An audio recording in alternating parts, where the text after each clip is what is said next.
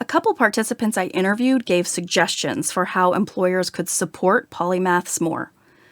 One interesting suggestion that came up from several respondents was that job rotations to learn multiple skill sets is something that would appeal to them. And that is something that organizations might consider to attract and develop more polymaths. Job rotations would allow for the curiosity in polymaths to be satiated and for them to have a sense of continual learning and growth in their skill sets, something of value to a polymath or really anyone with a sense of curiosity or a growth mindset. Variety also appeals to Carl, who said, quote, "That kind of idea that you would do the same stuff for the rest of your life is horrifying.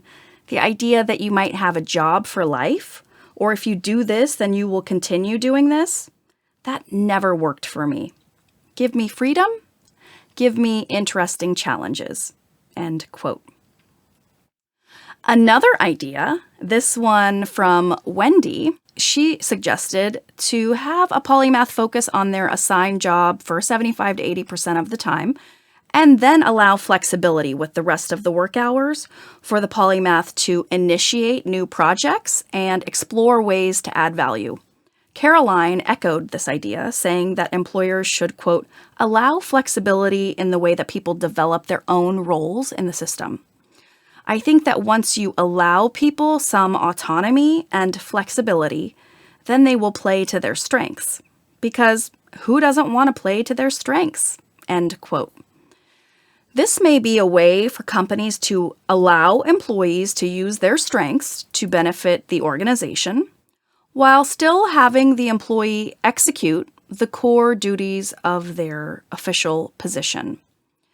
Several polymaths talked about micromanaging being a management technique they would not respond well to. Diana suggested that the best way for an employer to leverage a polymath's talents is to give them a goal and grant them autonomy to make it happen. She said, quote, "The employers who understand that putting me on multiple projects and unleashing my creativity and giving me autonomy have seen fantastic results. The ones who look at somebody like me and are like, I don't even know what box to put you in, and then try to force me into a box, it's been miserable for everybody. The best way to set me up for success is to give me a goal and get out of the way. And that doesn't mean I'm going to not include people or I'm not going to respond to feedback, but it's don't micromanage. I think the biggest way to douse the fire of a polymath is to micromanage them. The way you succeed is you give them a goal and you give them guardrails and you check in on a regular basis, but you don't get in their way." End quote. Svetlana also talked about how horrible it is to be micromanaged as a polymath.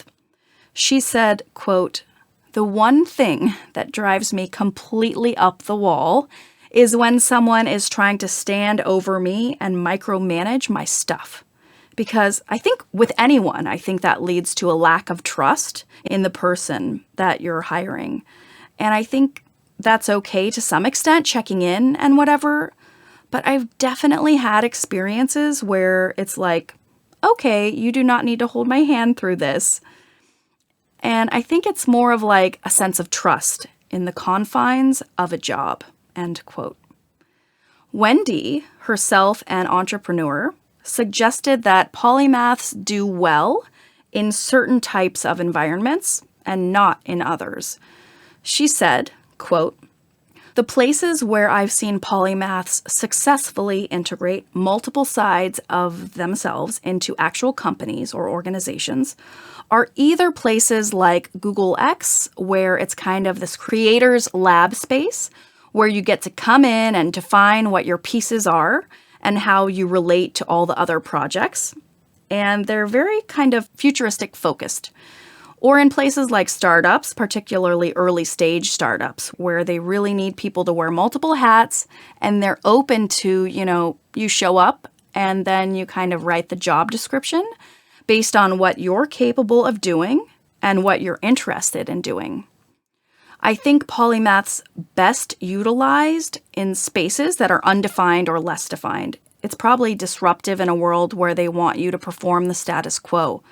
I think it's very hard to successfully integrate polymaths into defined jobs in defined functions and defined sorts of business units or problems or whatever.